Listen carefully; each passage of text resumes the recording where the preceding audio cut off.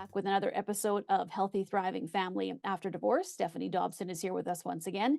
Stephanie is a lawyer, mediator, and online educator, offices with Hankett Divorce Law and Mediation in Lloydminster and Edmonton. Stephanie, thanks for joining us once again.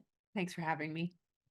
We have been speaking about the Divorce Act, which was changed several years ago these past couple of weeks.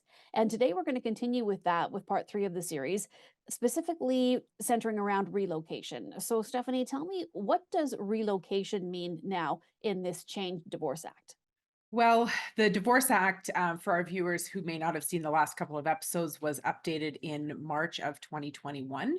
And specifically in the legislation now, there's a relocation clause. So there's two different types of what we'll call moving that's addressed by the new Divorce Act. So one is called a change of residence, and one is called a relocation. So change of residence is addressed in one of the sections, and it's very broad. It's basically changing where you're living, irrespective of how far the move is from your current location. Relocation is addressed in a completely different section. It also deals with change of residence, but it goes one step further. It's where that change is likely to have a significant impact on the child's relationship with the left behind parent or others. So you'll notice in the language in this new act, we talked in the last couple of episodes about relationships. So that's the cornerstone of this definition. So that's it doesn't give a certain geographic parameter to the change. So it could be 50 kilometers, it could be 500 kilometers, but irrespective, it's when there's a significant impact on the relationship. So, once it's been determined that there is going to be either a relocation or change of residence, what happens next?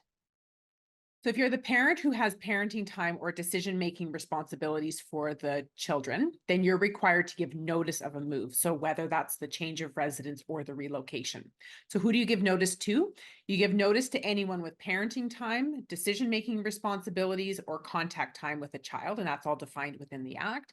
And there's difference, though, in the type of notice that you need to give. So for a change of residence, it's just notice. Again, it's not permission. It's notice prior to the move. It needs to be in writing. It needs to give the date of the move, the address, and the new contact information. For a relocation, though, it has to be all of that information, plus the notice needs to be given 60 days ahead of the relocation, and the relocating parent needs to provide a proposal for how the parenting time and decision-making responsibilities will be carried out after the relocation.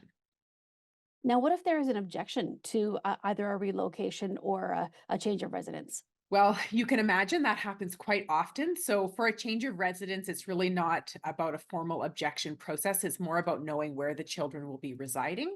But with a relocation, there is a formal objection process, and that there is a specific form that the objection or uh, the objection needs to be on, and there needs to be either an objection or a court application needs to be received by the relocating parent within 30 days, or then the relocation can't occur until there's further agreement or a court order. And now, what happens if they can't resolve? Because, as you know, you've dealt with enough cases to know that sometimes people just aren't going to budge on these things. So, if they can't come to a resolution, Stephanie, what happens next? So relocation is often one of those hot button issues. So it's something where, I want to relocate with the kids and, over my dead body kind of thing. So I always say, though, where there's a will, there's a way. So if the parties do try to resolve it on their own and they can't, there's steps between the kitchen table discussion and court. So there's always mediation and the collaborative process if the parties do want to try to stay out of court.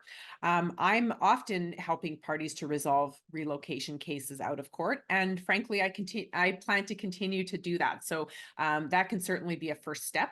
But however, if the parties are unwilling to agree that they come together in either mediation or the collaborative process to negotiate this typically high conflict discussion, then there's always the court as a final go-to place for resolution.